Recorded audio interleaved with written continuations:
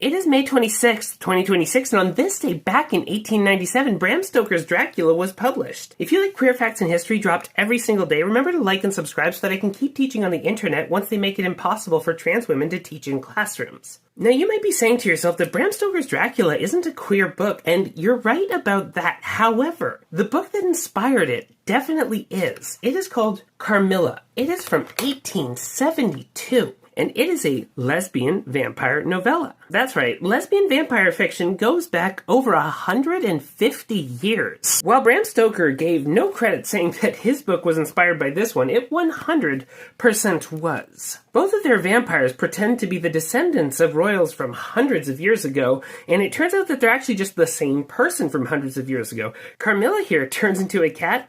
Dracula turns into a dog. It gets down to the granularity of detail to where the Dr. Van Helsing equivalent here is another doctor with a Germanic last name, and to where Dracula was originally not supposed to take place in Transylvania, it was supposed to take place in Styria. And this is Carmilla of Styria, because it turns out that just as old as the tradition of queer literature is, so is the tradition of stealing from the queer community and inspiring oneself from the queer community without giving any sort of credit back to our community. That's why in Pride Month, I'm going to be doing a queer book a day for the entire month, looking at the author, looking at the book, and looking at generally what people don't seem to know really exists from our community. My name's Courtney. I'm posting queer history every single day.